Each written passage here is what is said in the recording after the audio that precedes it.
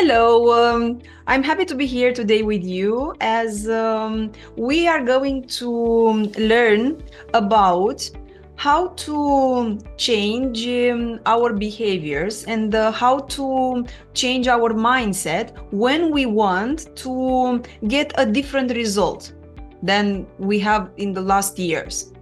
And in order to learn more about how to change ourselves, I brought you today a world leader, an expert in NLP, a person who is dedicated into NLP sector in education, in training, and corporation consulting, in coaching, and also a person who is a psychotherapist and has a lot of a huge of experience in this field. So if you want to make some big difference, if you want to make a big difference in your life this year, then you are going to find out some very quality information that when you are going to apply it in your life, for sure you can get results applying it, of course. So hello Sid, and thank you very much for being here with us. Thanks for having me, Leah. Anytime. Sid, I discovered you through the world of personal development, and I was amazed when I met you first, and I saw what you have done with the audience and how you could say, depending on the body language, how that person it is and what he's thinking, and how is that person in a certain, let's say, place about the behaviors, that I was so amazed at that moment when I saw you, and I said, I want to know who is this person, and I've started to stalk you at that moment, like to stalk you and to see who is this person, and in this way I arrived to you and to your coaching sessions, to your mastermind that you have, to the books that you have, and I saw that you have it on Amazon in English, but also the ones who are in Romania, they can buy it also in Romanian language. So I had a very useful information from you for myself as well, for my personal development, but also for the business that I'm running at this moment. So Sid, as we are also at the beginning of the year, how everyone wants to change. I don't think there is a person in the world who doesn't want something better for himself or herself. And what does it mean to change, and why it's so hard to change something? Because everyone says from Monday I'm going to the gym, and it never happens. Right. Well, like you said, this is universal, and understanding change is not something people are taught how to do. If you think about it, let's think about education for a minute. Why is it so hard? When we're taught from little kids, what are we taught how to do? We're taught how to do things, how to get dressed, take a shower, eat breakfast, go to school. And what do we do when we get to school? We have to learn all the other kids' names and the teachers' names and where we are and our desk and our locker and our books, and then count, talk, spell, write, all the different things that you have to learn in school. So what things are we not taught about? We're not taught anything about how we work.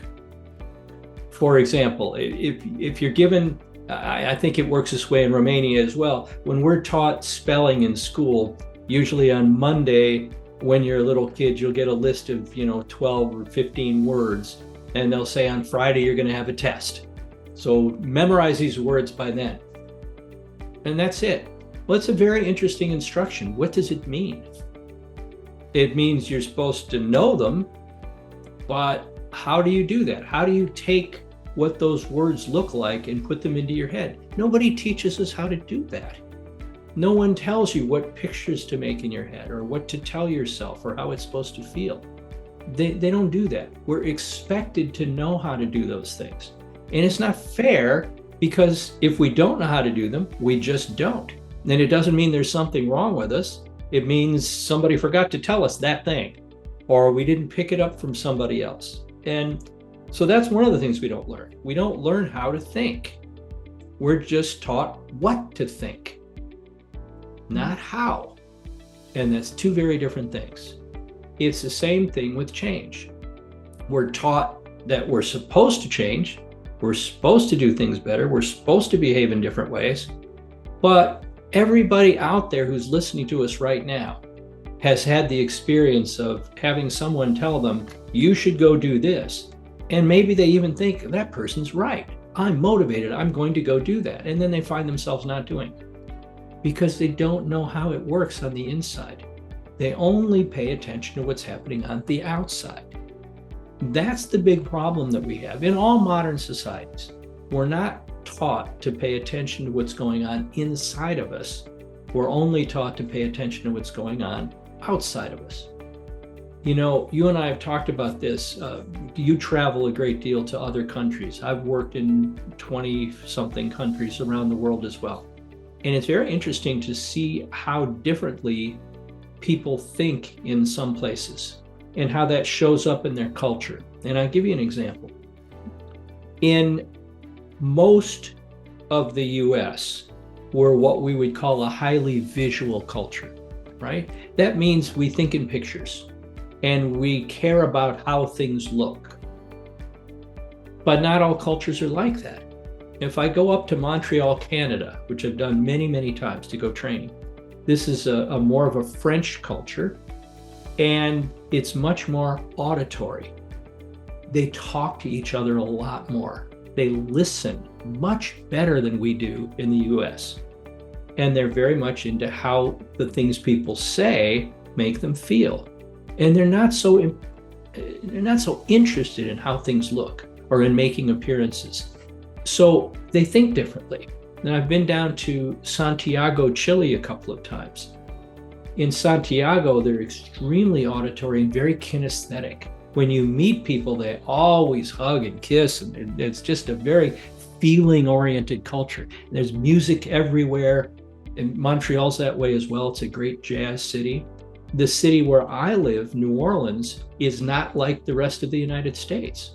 New Orleans is extremely auditory and very kinesthetic as well as visual. It's more of a mix. So what are we talking about? We're talking about how people think. We think in pictures, we think in sounds and words that we say to ourselves, and we think in feelings, literally. Some people think in feelings. They make decisions. Most of us make big decisions based on how we feel. So when we talk about changing something, people change on a whole bunch of different levels. People can change their ideas, their beliefs about something. People can change what they know, how, what they've learned, what skills they've gotten, or what ideas they may have learned. And people can change all the way inside to making different images in their mind, seeing something differently, literally, and saying something different to themselves, which creates different feelings. So here's one thing that people need to know. When we feel something inside, that was never the first step in any process. We don't start by feeling something. We start by seeing something outside of us or hearing something from somebody or seeing something in our mind or saying something differently to ourselves. And that's what creates the feeling. So all of our feelings are generated by what we see, either on the outside or inside our mind, or what we hear on the outside or the inside. People don't know that, so they don't know to change those things when they're making a change. So for example, somebody wanting to go to the gym on Monday morning, right? the typical thing, every New Year's, everybody's gym memberships go up like 500% in January 1st every year in this country. And by March, they've gone back down and people have canceled their memberships, haven't shown up and everything else, because all they've changed is what they said to themselves they were going to do, but they didn't believe it. Or they tried to believe it, but the pictures in their mind didn't change. So the feelings didn't change. The motivation didn't last. Because what do? People go through programs. We're programmed to be every way that we are. We're programmed from the time we're little kids. We're programmed by parents, by teachers, everybody around us. Our whole community programs us. And we take these programs from the outside and we put them inside. So we have these programs that we go through, and the programs stick unless we actively change them. We have to do something to actually change the programming inside. And the programming is built out of what? Pictures, sounds, and feelings. And if people don't know how to change those, they can't change the program. So what happens? Somebody says, Monday morning, I'm going to go to the gym from now on. Every 3 days, I'm going to go to the gym and I'm going to work out and do all these wonderful things. But the rest of their programs haven't changed. Their daily routine may not have changed. So they get up in the morning and they do the same thing every morning. They go have coffee and they do this and they check their email and they look at their computer and they look at their phone. And then, it's time to go to work. Oops. I forgot I was going to go to the gym. Oops. Because they're in the program. So to change the program means paying attention to how the program works. We have to pay attention. How do these things work on the inside? What's our normal routine? So here's one tip. And then I know you want to interrupt me because I talk too much. No problem. No. It's very useful. Here's the first tip I always give people. If you're trying to make a big change, like adding something in to your life, like exercise or changing your diet, whatever it might be, put that thing inside of a routine you already have. So if there's some program you already have, instead of trying to change the whole program, add the one thing to it. For example, many years ago, I decided I needed to do some yoga every morning. This is like 40 plus years ago, maybe longer than that, because I'm an old person now. And so what did I do? And so, what do I do in the morning? Well, I get up, go to the bathroom, take a shower, get dressed. Wait a minute. What could I do in there? I know. How about right after I take my shower, before I get dressed, do some yoga for 15 or 20 minutes, then get dressed. So I'm not allowed to get dressed until I do my yoga. It's part of the routine. If you do that automatically, and maybe you have to write yourself notes. Maybe you have to do something, put your clothes in a different place. Maybe you have to do something to interrupt yourself so that you remember. But as soon as you remember, you go, I'm going to do this thing now instead. And maybe it means setting your alarm clock 15 minutes earlier. Whatever it might be, just adjust the program so that you can add this new thing into it. And after you do that as a routine, usually for about 3 weeks or so, it will become automatic. It'll become just as automatic as brushing your teeth, taking a shower, making coffee. All those things that we do automatically, we don't have to tell ourselves to do those. People will tell you, I have to motivate myself to do everything. No, you don't. There are a whole bunch of things you never even think about, and you do them every day anyway. You get up, you brush your teeth, you get dressed, you take a shower, you do all the things that you normally do. Have breakfast, make coffee, whatever that might be. You do these routines and you do them the same way every day. Instead of thinking about exercise is now going to be a big change for me, don't think about it that way. Think of it as a small adjustment to what you're already doing and add that in. It makes a huge difference. But if you're going to say like this, and maybe someone is going to say, so this means to fool myself, like to lie to myself. What does that mean? I mean, literally, what does that mean? I just heard this from some people, as you said, say to yourself that this is not like a big thing, it's something like small that you integrate and so on. And some people are saying, that this means like to fool myself, but because this is like a big thing for me to go to the gym or. Why? See, Okay. So how do we decide? Who told us it was big? Who told us it was small? When you were in school, did you not have to do physical education during the day? Didn't you have gym class or play volleyball or basketball, or you had to run a little bit or exercise? It was just part of the routine. When you went to school, people told you what the program was. They told you what the routine was. And then when you grew up, you kind of fell into whatever routine there was. Most people never decided what the routine was. They fell into it accidentally. It just became whatever it was by whatever they had to do next, but they didn't decide it consciously. It's the same thing with what we decide is big or what we decide is very small. Here's something that most management consultants know on some level. The ones that are really smart know this real well.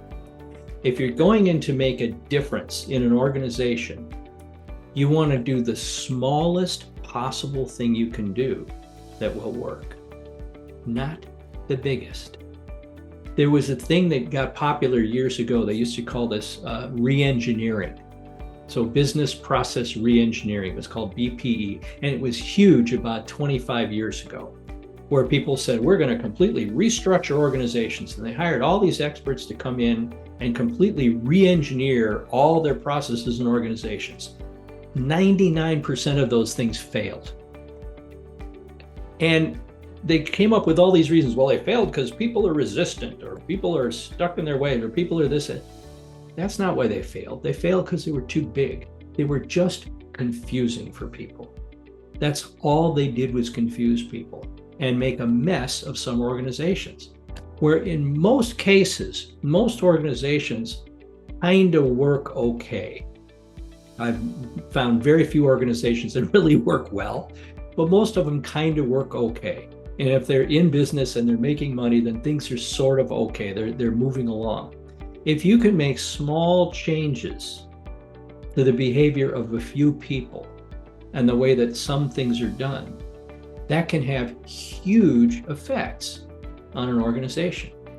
Think about a country. Small changes can make a huge effect on an economy, on the attitude of people, on who they elect. You've just had major elections there. We just had a major election here. A whole lot of people are real scared about what that's going to mean. Maybe it won't mean as much as we think it will, and maybe it will. We don't know yet.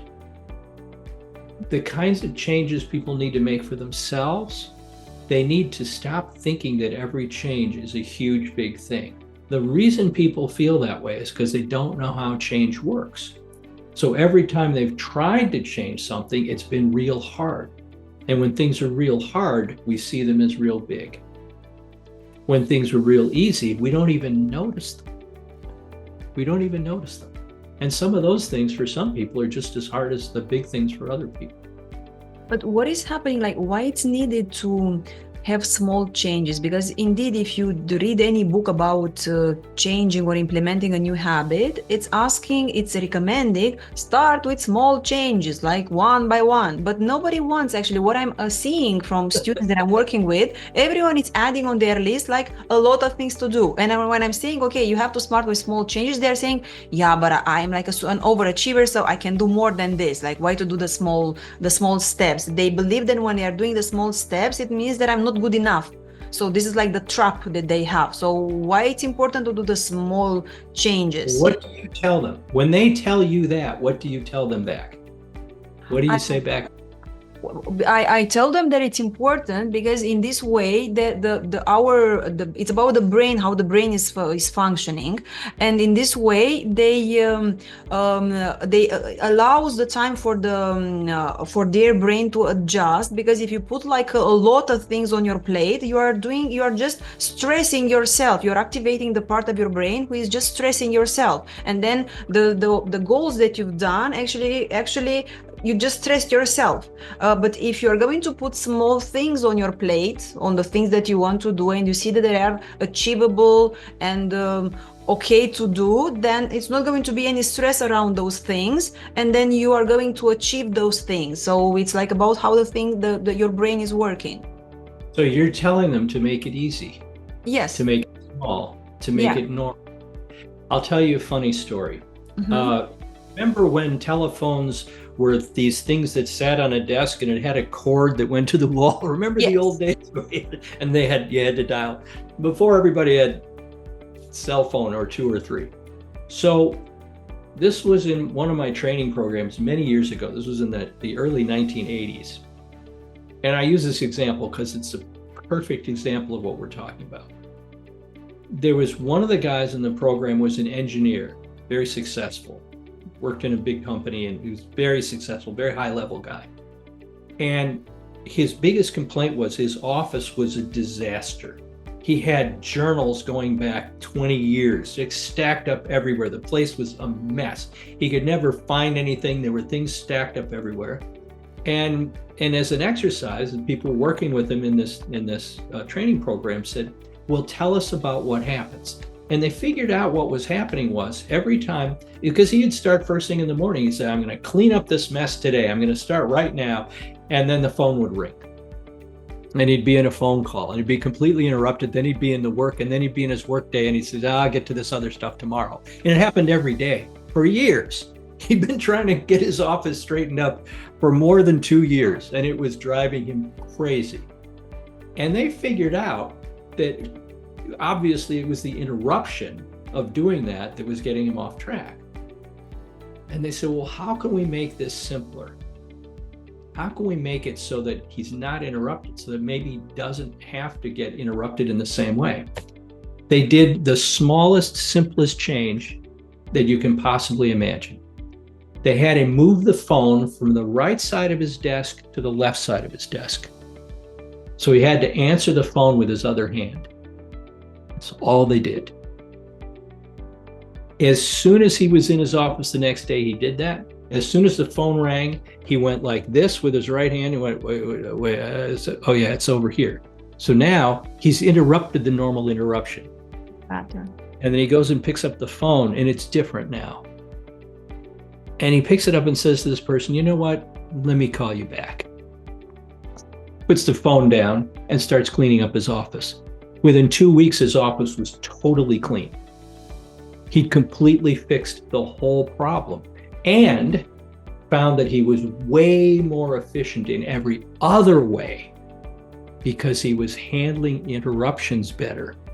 He wasn't getting disrupted. He wasn't giving all of his time and all of his energy to people calling him on the telephone or people coming into his office to interrupt him. Because as soon as he realized he could do that with the phone, he realized he could shut his door and say, nobody's coming in, I got work to do. And he could start organizing his schedule. So these small kinds of organizational things can be huge for people. I have a very good friend who's a real estate coach. She coaches real estate professionals, and she's fabulous at it. And she was a great realtor. And she does this very interesting thing. When you call her phone and leave her a message, in her outgoing message, it says, I return phone calls from 3 to 4 in the afternoon, or from 9 to 10 in the morning. I will get you back in one of those 2 times. That's it. And you leave a message for her. She's never interrupted by phone calls. She just collects them and has a specific time to return them. And it's not an interruption, it's planned. If she doesn't get them all done in that first time, she gets them in the next time, or gets them in the next time. She's controlling her routine. She's not letting the outside world control her routine. She's got total capability. And this is a person, she's a very interesting person in a lot of ways. She didn't go back to college herself until she was almost 40 years old. She'd worked at a number of different jobs, finally decided she wanted to make a change, decided to go into real estate. She did it at the moment we had a huge real estate crisis in this country. Her first week on the job was the biggest real estate crash we'd had in 40 or 50 years. And you know what? She sold houses anyway. She didn't go in with the idea that, oh, this is a huge problem I can't handle. Instead, she went, what can I do? What things can I do? Take the big things, break it down into small things. You know, this is general advice anyway. You and I have talked before about writing. For example, writing a book. People have come to me for years and say, how can you possibly write a whole book? And you know what my answer to them has always been? I don't know. But I know how to write one chapter 8 times. It's different. It's a different way of thinking about it. That's the point. It's not about is something big or little. Things are only big or little in our heads anyway.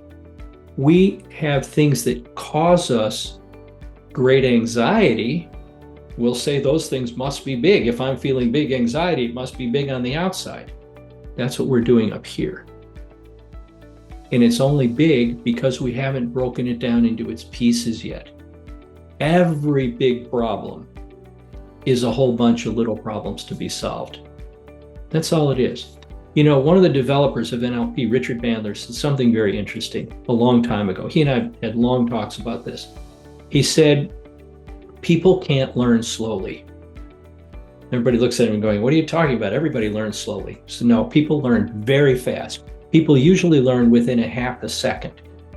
So if you look at traditional learning theory in psychology, like rats and pigeons and even humans, how do people learn? The changes that happen in somebody's brain happen like that. It may have taken them 100 steps to get to that point, but when they've got it, they've got it. So think about something as simple as being in math class when you were a kid. Think back to some hard problem you were trying to understand. You just didn't quite get it. The teacher explained it 4 times, you did it in a book, and all of a sudden you went, oh, I see, I got it. That's when the learning happened. All the other stuff was to set up that moment. But that moment happens fast. Change can happen very, very fast if you set up the conditions properly. So what are some of the proper conditions? 1, if you're trying to make a change, break it down. What are its pieces? What are the things you actually have to do? You know, I'll give you an example. This is something I wrote about in one of my books. We're answering a telephone. Okay, and again, we got cell phones, so it's a little different now, but not much. So you're teaching a kid to answer the phone. What do they have to do? What are the steps? In training, this is called task analysis, or in education. So in this task of answering the phone, what are the steps? What are all the things people have to do? Well, hear the phone ring. Step number 1. Step number 2, notice where the phone is. Okay, literally. Step number 3, pick it up. Step number 4, if you have to, hit a button on your cell phone, hit the button. Step number 5, greet, say hello. And then you're in the phone call. But that was 5 steps. It's not one thing. So this would be like translated into an action plan? So you need like an action plan, like to say, okay, this is the big thing. What are the steps that I need to do, like the action plan? Mm-hmm. Right. So before you can have the action plan, you got to know what the pieces are that need to be put into the plan. Okay. This is where people mess up a lot of the time. I'll give you another example. Because we were talking about writing. Most people, I'll tell you how I do this in training programs. That's an interesting exercise. People should try this for themselves and see what happens. If I say, sit down, I'll give you 10 minutes, and I want you to start writing whatever project you're working on now. Now, the people that come to these workshops usually have some kind of a project. Could be anything. Could be a business letter. It could be a book. Doesn't anything in between. And people will start writing however they do it. And then I'll stop them and ask them, how did you do? Well, some people did fine. It was a simple task. They knew what they wanted to do. They already knew what they wanted to say. They already imagined the other person. They knew what the relationship was, and they jumped right in and did this. Other people go, I'm totally stuck. I started to write, it's a mess. Other people say, well, I just started to outline everything I was going to write. Now, in writing, people get what they call writer's block, right? They comes by a whole bunch of names. The only way you can have writer's block is to either skip something you needed to do or do something out of order. Because the steps in writing are known. We know how to do something in writing. You have to know who you are. What's your role in this thing that you're writing? If it's a book, if it's a letter to somebody, what's your relationship with that person? So what's your role and who are you to write this? Secondly, why are you writing this? What do you hope to achieve? What's the outcome you're going for yourself and for the person who's going to be reading it? Number 3, who is that person? Or who are those people? If it's something like a book or an article, who's your audience? What are they interested in? What are they afraid of? What are they experts in? What are they most curious about? And we have a whole long list of questions, but those are some of the basic ones. So you got to know who they are. So there's you, there's the other people, and there's your intention, your purpose in doing whatever this is. Then, how's it supposed to look, sound, and feel? Does it need to be technical? Does it need to be personal?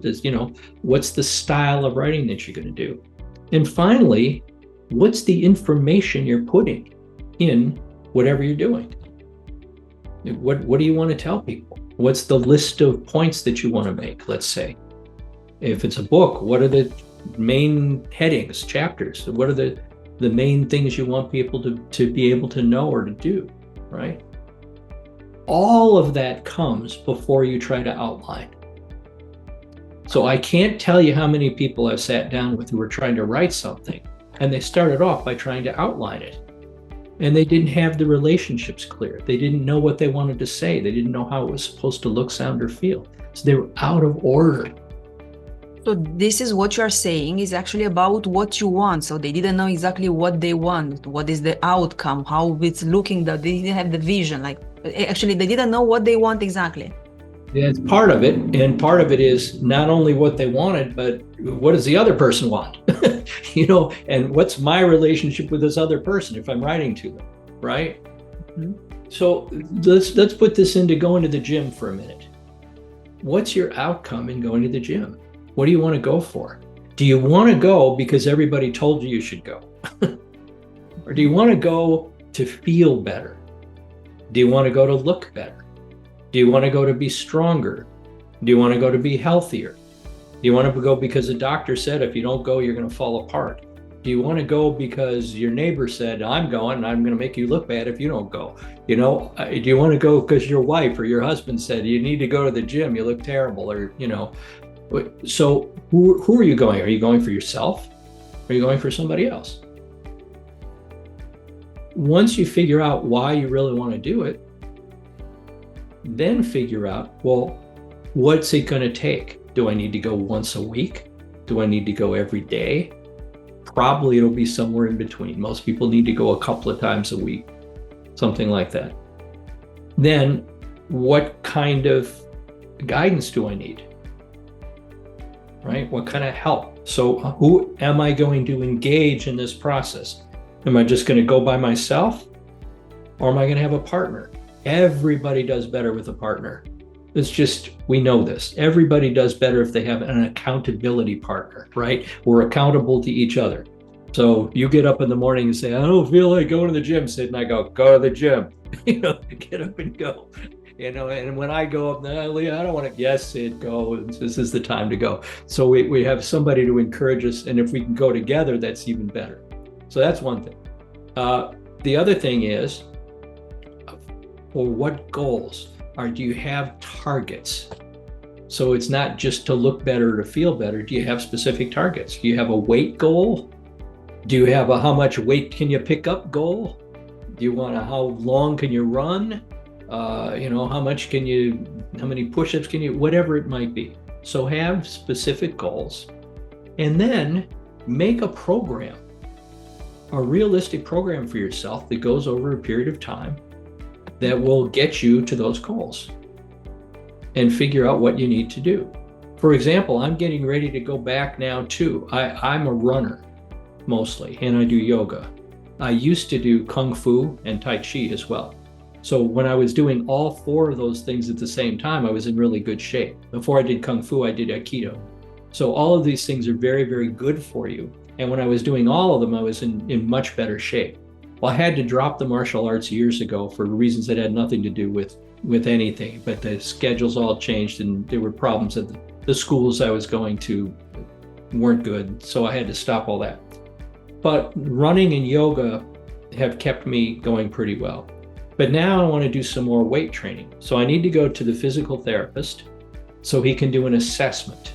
That's the first thing, because I want him to tell me what kinds of things I should do or not do, because I have some back issues and stuff. So I need to do it within what my capabilities are now, knowing that my capabilities will increase. And I want guidance because I don't want to get hurt. And I could easily get hurt going to the gym. Doing yoga, I've had to cut back on some of my yoga because I've got some of these problems. But as long as I'm doing it, I'm okay. I can't run right now because I have some long COVID symptoms. So we're working on that too. So I have goals and targets for all of these things. Like how far can I run? How much weight can I lift? How much yoga can I do? How many classes can I go to? That sort of thing. So all this is in a plan though. If it's haphazard, it's not going to happen. It needs to be carefully planned based on what I know. Now, what's the next thing I need to do? The pictures in my head. What are the pictures I need to make in my mind to get me to go? That keep me in my plan, that keep me motivated. What do I need to say to myself? So I might have a picture of the gym and say to myself, oh, I'm looking forward to this because I'm going to feel a lot better after I've had a good workout. I'm going to feel good physically because I've moved a lot, and the more I move, the better I feel. And I'm going to feel good about myself because I've accomplished something. And the more I do this, the more I'm going to keep doing it. This is like a visualization. It's like a visualization, but here's the difference. When people visualize things, a lot of times there are two ways that they do it. Sometimes people see themselves doing something. Sometimes people imagine themselves doing something. Either one can work well, but they've got to make sure that the picture itself actually works. So a lot of people will go, well, I see myself going to the gym. Yeah, that's what I'm going to do. How do you feel? I don't feel anything at all. Then it's not a good picture. Okay. They don't insert emotions inside. Right. So they got to have some kind of a feeling to get them to do it. So you have to adjust the picture, maybe make the picture bigger, maybe make it brighter, maybe put more motion into it, right? A lot of times people will have a picture. Here's a typical one that often doesn't work for people. Sometimes this works for people if they make the picture just right. But they'll see a picture of themselves looking good, like maybe wearing nice clothes or something, and they look great, but it's a still picture. And when they look at it, they go, oh, I like the way I look there. But that's not motivating to them. They just go, oh, I like the way I look there. And they keep that picture and they keep going, yep, that's the picture I like. But they don't do anything because that picture doesn't create a feeling in them. What works better for most people is seeing a movie of themselves actually doing the exercise and then imagining themselves stepping into that picture and becoming that person. That's usually when the feeling comes up. You know, in NLP, we call this a new behavior generator. But you got to test the picture out and make sure that it gives you the right feeling. So until people get the right feeling, the picture isn't the right picture. So they got to get the right picture and then say to themselves, from this picture, I can get this feeling. Step into the picture, feel that, ask themselves, is this the way I want to feel? Yep, right now I feel like going to the gym. Boom. Right. A lot of people some of the people, they are considering that this kind of exercise is like not it's not working, it's not science-based, that doesn't have any evidence of working and so on. And I saw there are a lot of it isn't true. There's a ton of research.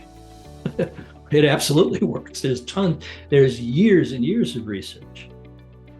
Let me tell you a story. Years ago, I got a call from a guy who's a professional football player here in New Orleans, where I live. And he was looking for a sports psychologist because he didn't have one, and he had worked with one all through college. And that's part of what got him into the pros. And he was one of the best at his position. He was one of the best in professional football. And I said, well, come on, let's talk about it. So he came to where I was, and we sat down, and he had 2 notebooks. And I said, what are these? He said, well, these are my exercise notebooks. I said, really? He said, yeah. So show me the notebook. He said, well, this notebook is the physical notebook. So he said, I have already written down in this notebook exactly what I'm going to be doing every day for the next 9 months. It was like a big notebook.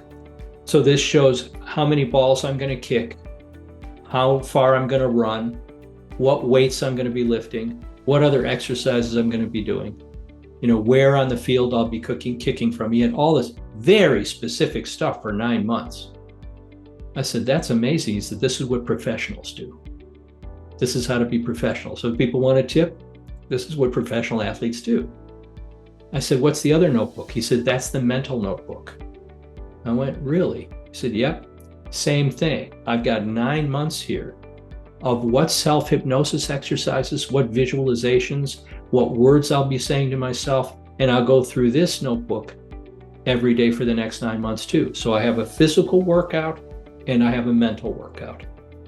This is what professionals do. Every Olympic athlete in the world works with a sports psychologist. They all do. One of my friends who's an NLP trainer, was one of the coaches on the US diving team, for the swimming team. This is what they do. And they do 2 things. Here's what sports psychologists do for people who are interested in really getting themselves to do things. Sports psychologists generally work on 2 things, 2 major things that they do. The first one is getting people into their best state of mind to be able to perform at their best. Everybody who's ever done a sport knows sometimes you go out onto the field or the court or whatever it is, and you're right there. You're ready to go. You're psyched up. You're in the right state, and you play great. Other days you go out there and you're just not. You're not even ready. You don't even belong there. Well, they teach them to manage that. I mean, we have a lot of NLP techniques that do that. Sports psychologists use these techniques and other ones to get people into the right state. So that's the first thing. The second thing they do is teaching people how to handle adversity. What happens when something goes wrong? You're losing, you don't feel good. People have told you you're no good. People have told you we're going to lose, whatever that might be. And that's the other thing that you have to work on. So if people are ready, if they've got their plan, they know what kind of state of mind they need to be in. And that state of mind will come from that movie that they make and stepping into that movie and creating that feeling. That feeling is the state of mind. That will tell them that they're in the right state of mind. Then they also need to know what happens if the phone rings. What happens if they're not feeling good that day? What happens if the weather's bad? What happens if they just, something else comes up, they got too much work to do, whatever else it is. They need to plan for all that ahead of time. That's the point. Your plan has to include knowing ahead of time what all these are. My friend Tommy had a notebook that told him for 9 months every single day what he was going to do. That's a plan. Anticipation. Mm-hmm. Absolutely. And the mental notebook told him what he was going to be doing in his head every day for 9 months. He was ready all the time. That's what it takes. It takes that anticipation, that preparation to have your plan ready so that you know what to do every step of the way. And you have to plan for what happens when things go wrong. This is where many people mess up. I'll tell you another example. I had a friend that is still a really good friend. I have lunch with him once a week now. And many years ago, he wanted to quit smoking. And so here's one tip for quitting smoking. There's a whole bunch of ways to do it, but here's one tip. he realized, now he's a psychotherapist and an analyst, and he said, most people, when they go to quit smoking, they tell themselves a bunch of lies. They say, oh, I hate smoking. Now, most people who smoke don't hate it. They kind of like it. Or smoking's not good for you. And they go, yeah, but it helps me relax. But smoking is bad for you. Well, it's my mental health is important too, right?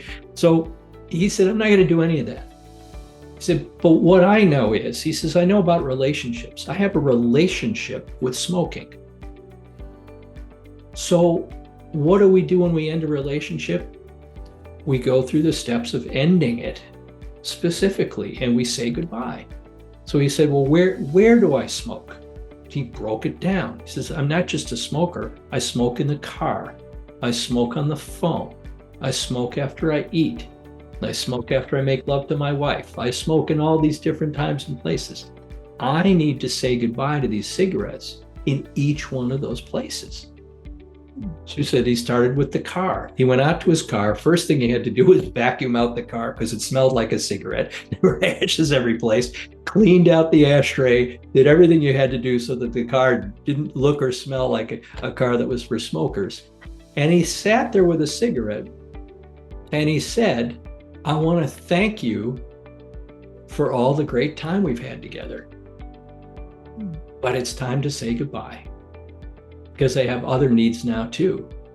So I won't be joining you in this car anymore together. So goodbye. And thank you for all you've done for me. Done. Did the same thing at the phone and everywhere else. And he quit smoking for about 8 or 9 months. And then he lost a friend. And he went to the funeral of a good friend of his. And he was really upset, and other people were too. And he was standing outside the funeral home, and he saw somebody a few feet away light up a cigarette. And he went, that looks really good. And he went over and got a cigarette from the guy, and he started smoking again. And he smoked for a few more months, and he realized he just hadn't planned for that kind of an event, where smoking would be the one thing that could really give him some relief from some real legitimate pain. And it worked. It did give him relief. But he made the mistake when he did that of saying, oh, now I blew it. I quit for 9 months, but it doesn't count because now I smoked again. So I guess I'm a smoker again. Right? Okay. Right. So he realized that, and he went, well, wait a minute. No, I'm not. I quit for 9 months. I can quit again. And he quit again. And he hasn't had the problem since. But he realized he didn't anticipate all the different times, the unusual things that might come up, which might stimulate his desire to have another smoke. So he took it, but he got over it. This is the thing that we tell people who have, I tell people, anybody who's got any kind of a habit or an addiction, alcohol, drugs, cigarettes, doesn't matter what it is. If you quit and you have a slip means you make a mistake and you go back and you do it again. It doesn't mean anything. If you make it some big thing that it says it means you failed, then you go, oh, I failed, I might as well just drink again or have cigarettes again, whatever it is. Don't do that. Instead say, oh, I had a slip. It's okay. I know how to quit. I quit before. I was off it. I can do it again. Just set it aside. Go back to what I was doing before. Make it small, not big. I have a question regarding just thinking about the person that you said about quitting smoking, and that he went in every place. He realized he has a relationship with the smoking and went in every place to say goodbye to the smoking, to this behavior. But how come that it worked?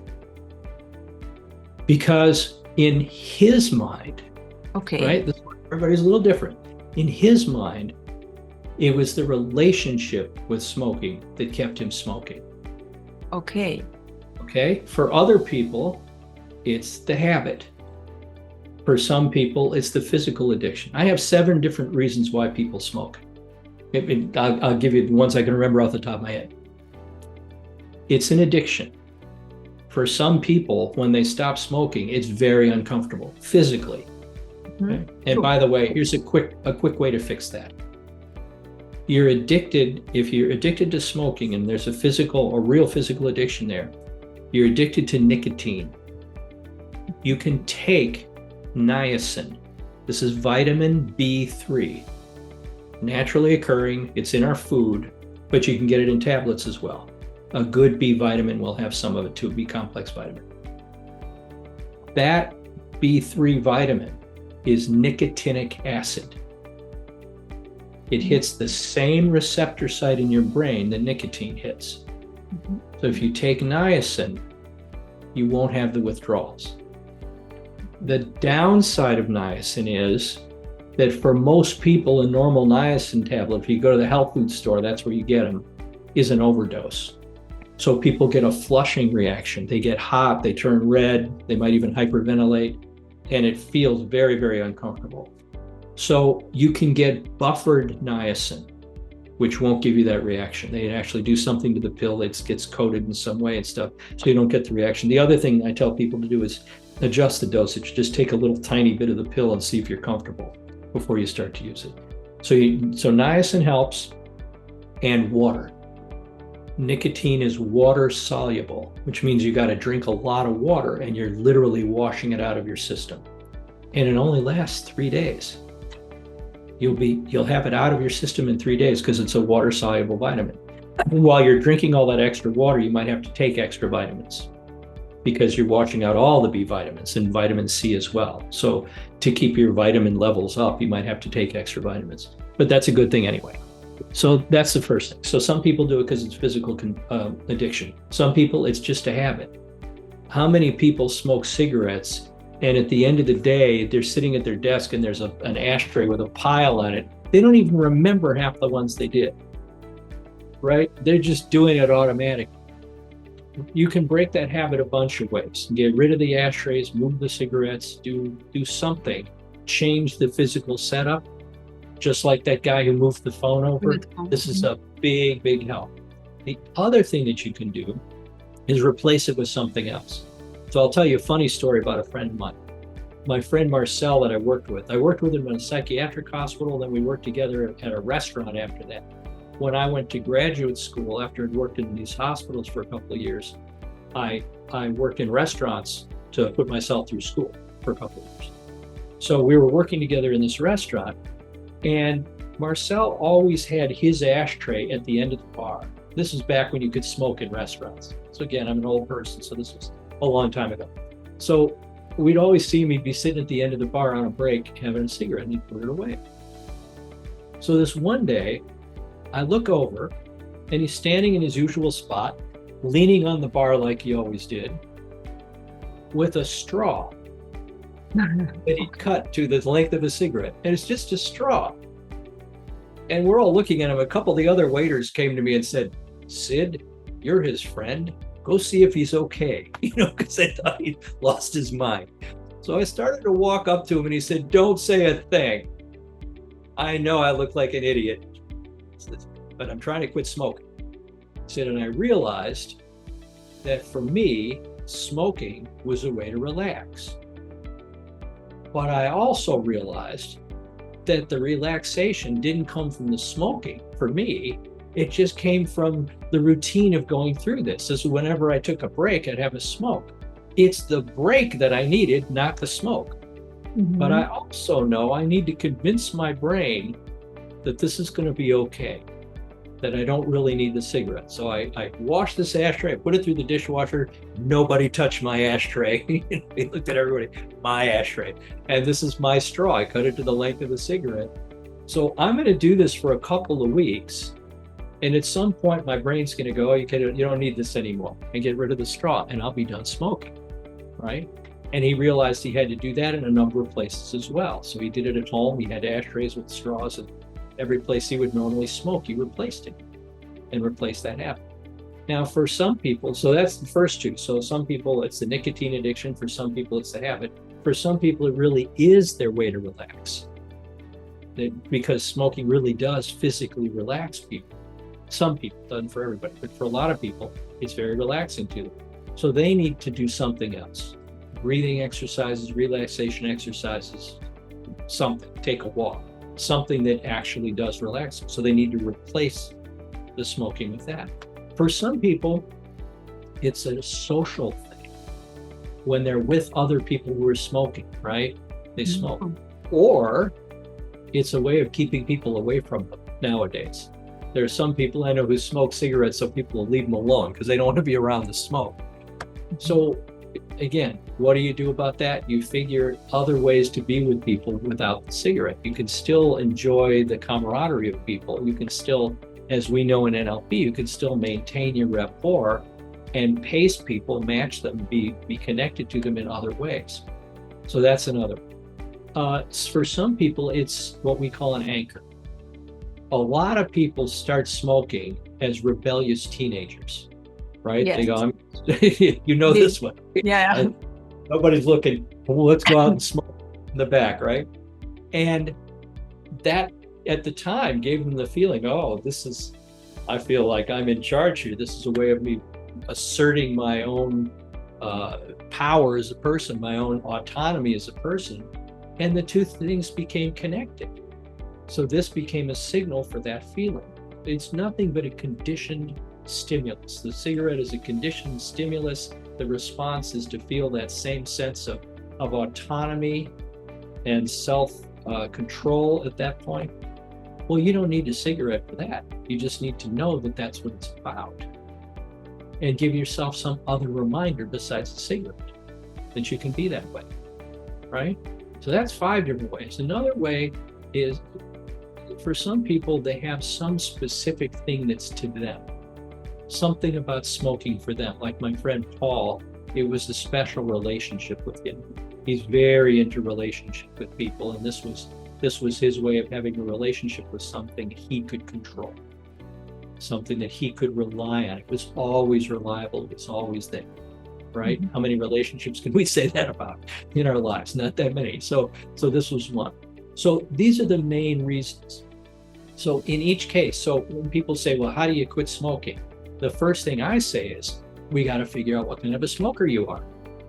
Why are you smoking in the first place, right? Is it because it's a habit, an addiction? Is it because it's an anchor? Is it because it's a relationship? So figure out what kind of a smoker you are. Then you adjust the change that you have to do to that. So there's no one program that will work for everybody. You have to know what yours is. The only program that can work for you is the one that matches your reason for needing to do that. And it doesn't matter if it's exercise, reading more, learning a new language, moving to a new place, taking a new job, doesn't matter what it is. How is it structured for you? How is what you're doing now helping you? How is it working for you? And what can you do so that if you make this change, you won't mess up whatever you've got now, right? So for somebody who can only relax with a cigarette, you can't just take the cigarettes away, because then they're like, what do I do now, right? So they need to have a way to relax. You got to have something to replace it. So any change people make, first figure out how you're doing it now. What's the thing you're doing now that you want to be different? It could be a habit. It could be something that you've been trying to get yourself to do that you haven't been able to do, like exercise or read more or something like that. So figure out how you're doing it now.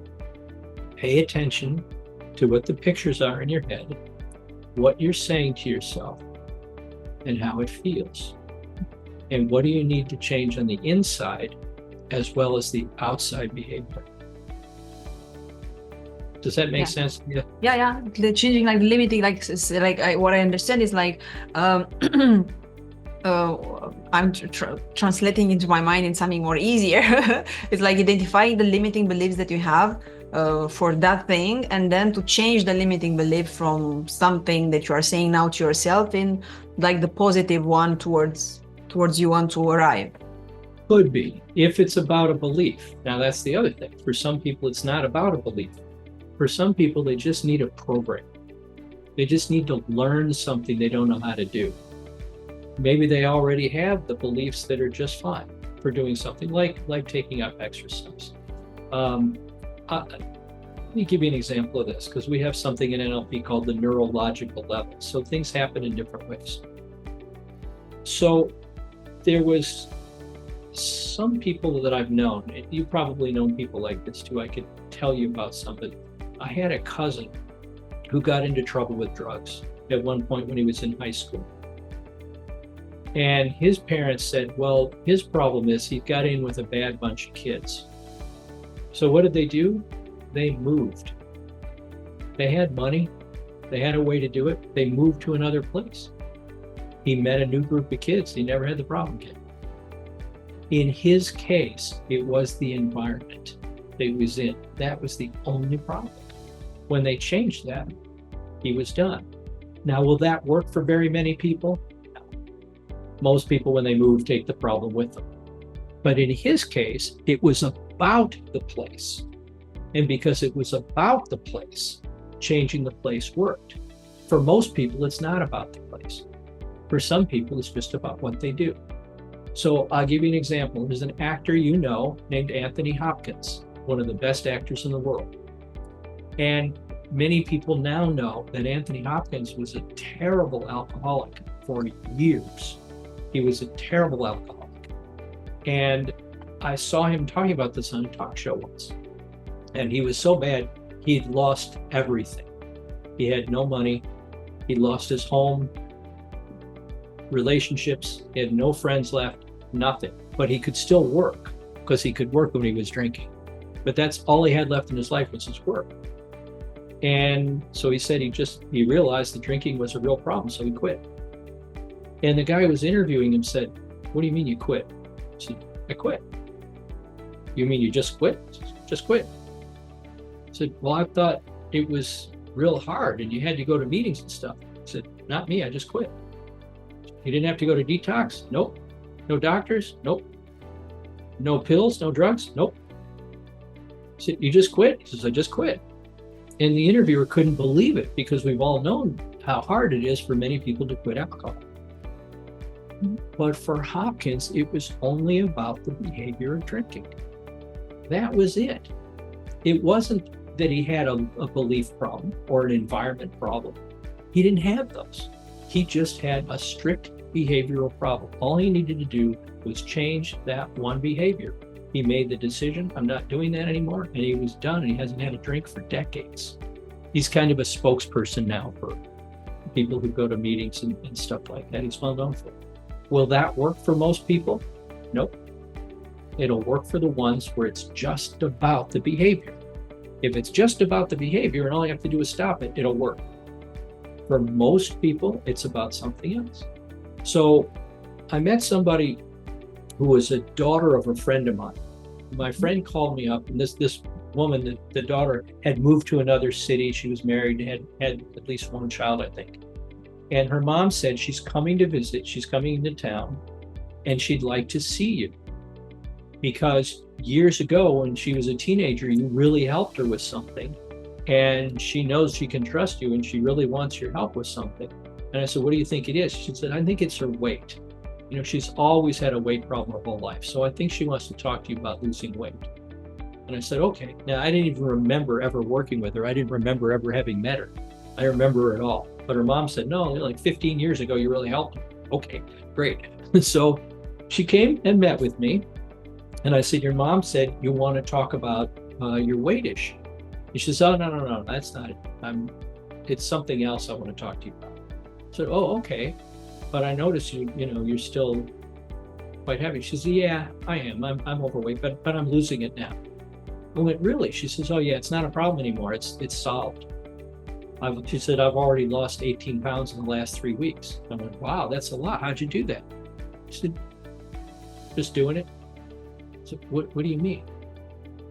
She said, I'm not really doing anything. The weight's just going off. It's all okay now. I went, why? She said, well, I just never could do it before. I said, well, your mom told me that she had you on weight loss problems from the time you were a little kid. She says, oh, I did every weight loss program on earth. She says, I've lost thousands of pounds, but always gained them back. None of that stuff ever worked for me. I said, why not? She says, because I never believed they would. said, really? She said, never believed it. And I said, well, what's changed now? She said, I never believed it because I never saw anyone that I know actually successfully lose weight and keep it off without getting really sick and having it work. I said, you never did? I said, all those programs? She says, I never believed any of them. I thought they were all lying about that it worked for anybody. I went, okay, so what's changed? She said, my best friend at home has lost over 40 pounds. She did it slowly. It's worked great. I've seen it with my own eyes. I believe it can work now. I said, that's it. She said, that's it. And all of a sudden I'm losing weight like crazy. I said, now I believe that it's possible. Wow, that's really powerful. For her, it was about the belief. You know, and I didn't have to do anything. She did this on her own before I ever met her, right? So, but she had figured out that that's what the difference was. She knew for her, it was about seeing. It was about seeing somebody successful at it. So in her case, it was about the belief, right? There are other people that need programs, like my friend Paul trying to quit smoking. He managed to come up with this thing where he said goodbye to the cigarette in each one. So he needed to learn something new. He needed to learn a program. He needed to follow a systematic way of doing it. For people who need to do that, that's their solution. And there are other levels as well. The point I'm making is we can't put something into a box and say, here's the solution, because people are different from each other and their problems are structured differently. The changes they need to make are structured differently because of that. So for some people, they just need to be in a different place. For some people, they just need to change their behavior. For some people, they just need to go through some systematic program. For some people, they need to change their belief. And there's nothing wrong with working on all those different things at once if you're making a change that you consider to be a big change. But for the most part, you just have to figure out how you do it. What is it that keeps you the way that you are? You know, for this one person, she didn't believe she could change because nobody else had changed in front of her that she could see. For others, they didn't have a program. For others, they were in the wrong place. So it's knowing how you work. I think that the bottom line of everything we've been talking about is awareness. Do you know how you work on the inside? Do you know how your problem is structured on the outside, or the change that you want to make? Do you know what the pieces of it are so that you can make a plan? What you're saying is very valuable and interesting, but I want to ask you how a person can learn all these things, like how I'm working on inside, because in school nobody's talking about this. That's why we have training programs, right? That's why we have the things that the books that we write. You know, you've got a whole stack of them right next to you there. That's why we try to share this information. I wish this stuff was taught in schools. My very first book I wrote, how long has it been now? It's been more than 45 years since I wrote my first book.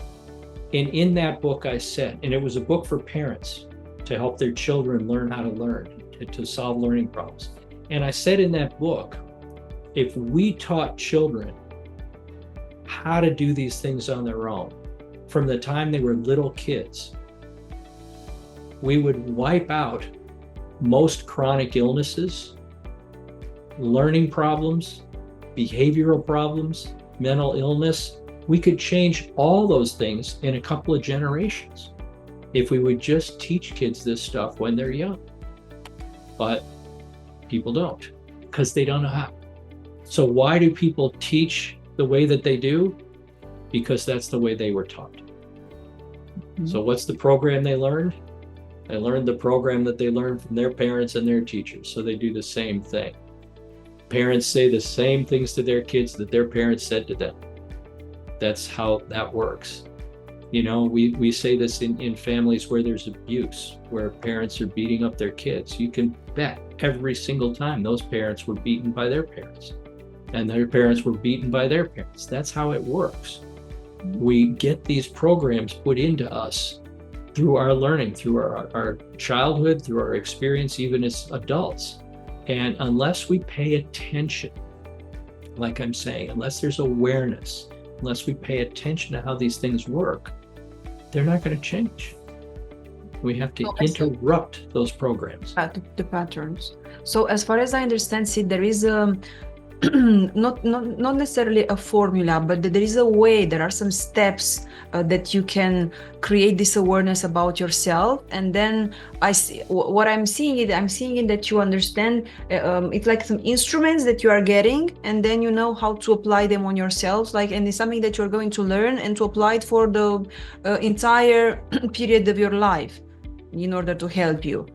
This kind of the NLP, all the information that you are teaching in NLP, it's working as well for kids, for example, who are saying, because this is going to be like my last question. A lot of kids are saying, when I'm asking what is stopping you in becoming your best version, or what is stopping you in reaching your goals, they are saying, I will be honest with you, it's about the fact that I don't have the mood to do it. And I am in the mood to do the things that I like, but those that I don't like, I'm not in the mood. And usually the majority of the things that they need to do are the ones that they don't like to do it. So of course, of course, this is about their state of mind. Like we talked about a little bit earlier, you have to create the right state. You have to have the right state of mind to go to the gym. You have to have the right state of mind to go onto a football field and play. They have to be in the right state of mind to sit down and begin writing something. So it's about managing our states. This is one of the very first things I teach everybody in every training program I do, whether it's in business, corporate, whether it's an individual that I'm coaching, whether it's a kid who's having trouble studying. Manage your state. Of course, there are things we don't like to do, but you can still learn to do them in a way that isn't so terrible for yourself. It's interesting. This comes up in April every year here in the US, because that's when people's taxes are due. Nobody likes sitting down to do their taxes. It's a big pain. You've got all these forms to fill out. You got to do all this paperwork. Everybody hates it. I hate it too, except that I don't anymore. It's just a task. I have it broken down into pieces. It's very organized. I have a series of steps. I even have a page that gives me instructions on everything I need to remember to do. And I just follow my own instructions. And it takes about a day, a full solid day, maybe a couple of days, because I might have to gather some stuff. But if I just do it, then I feel good when it's done. So what I'm thinking about at that time is something I got to do and how good I'm going to feel when it's done, because I'll feel that I've accomplished something. I've got something I can check off my list of things to do. And I'm one of those people. I've got, right here, see this, my list of things to do, and I love crossing them out. So that's one of the things that for me works really well. It works for a lot of people. Have a list of things to do, be organized, and feel good when you get to cross it off the list. I even know people who have their list and they go, oh, I just remembered something that's not on the list that I just did. They put it on the list and then cross it out because it feels so good, right? I'm talking with, I've been working with actually for a couple of years now, some people who do trading. They do currency trading, Forex, foreign exchange. And they have to do a whole lot of things to keep themselves focused, because it's very, very complicated, difficult work. 95% of people fail at it. Literally 95%. We've got the statistics. Almost nobody succeeds at this because people don't know how to manage themselves. And the experts that I talk to will all tell you that everybody who fails is concentrated on the screen they're looking at and the numbers, and they're trying to do all this stuff. And as soon as they get scared, they mess up. Or as soon as they feel too good, they mess up. It's about maintaining a state where you have a set of rules to follow. You have a set of principles and guidelines. And in that state, you stay with those guidelines. You don't deviate from your rules and guidelines. And then you can do okay. because it's about pleasure and pain. If there's too much pain, people get scared and they mess up. There's too much pleasure, people get greedy and stupid and they mess up. As a friend of mine says, as soon as something goes too wrong or too right, they turn into lunatics. They go crazy and they do crazy stuff. It's about maintaining your state. So almost everything that we do, we have to maintain the right state of mind. So for these kids who can't get themselves to do those things, they need to work on their state of mind. Best thing you could do for them is ask them one question first. Because if they've got a good answer for this one, it can take care of that problem. So let's say they can't fill out applications. They keep putting it off. It's a common one that people have problems with. Has there been any time when you had to fill out paperwork before, but you did it okay and it worked out for you? And they go, yeah, okay. Then they've got what we call a counterexample. They've got a time when they did it well. All they got to do is remember what that was like. Go back to that state, and then they'll be able to transfer that to these other ones as well. And then you can help them with the anchoring process, which is too much for us to go into in a podcast, right? Yeah, sure. Mm-hmm. But the anchoring process will get them to hold on to that state while they do that new thing. Then after they do it a couple of times, then that new thing will become something that turns on that state for them automatically. So all they have to do is think about doing applications and they'll feel right. They'll be in the state. They'll feel motivated if that's what it's about. They'll feel creative if that's what it's about. Whatever it is that they need, they'll have in that state, and then they'll be able to do it. They'll be able to perform, right? Because we've all had this before. We all have these things that we don't like to do, but there was probably some time in the past when we had an example of a time where we shouldn't have felt good about it or shouldn't have been able to do it, but we did it anyway. Mm-hmm. Go back to those, gather those experiences, see what was different in your mind. What was the picture that was different? What did you say to yourself that was different? And how did it feel? And if you can get those pictures and those sounds, you'll create the state. So activating the senses as well. Sid, thank you very much for all the information that you gave us. It was like more, you were right, it was more the time. I was like, I don't know, the last time when I looked at it was like 20 minutes ago, and now I was looking, I was like, but when past 20 minutes again? Like, I felt like, oh my God. So thank you. This is something, you ask me questions and I'll talk all day. Just look out. Very useful information. So what I understood from you is like this. I understood that in NLP, in what you are teaching, there are these formulas or ways of understanding and creating awareness about yourself and how you are functioning in order to know how to guide yourself to the goals that you want, so to have to obtain the results that you want. So it's not something just magic. It's just there are some simple things to be done in order to arrive to the results. And that's why the majority of the people, if you are looking at outside, there are a lot of people who are overweight or that they are not happy and so on. They are saying that they don't get the results because they don't know how they're functioning, and the majority, they are not thinking about why to understand about myself. It's something they're expecting that it's something that is coming from outside, that the society should give me, my parents, they owe me and so on, or my boyfriend or something. Very useful information, and again, thank you very much for being here today with us. And for me, it's like a great, it's a real honor. Truly, it's a real honor, and I'm very grateful for you being here. Well, for me too. Thank you so much, Leah. Thank you very much, Sid. There is anything that you like a message to transmit, to send it to the teenagers, not from Romania, in general? Absolutely. Enjoy this time of your life. Learn how you work on the inside so that you can enjoy it more and carry that enjoyment with you throughout your life. That's my message. Thank you very much, Sid. Thank you.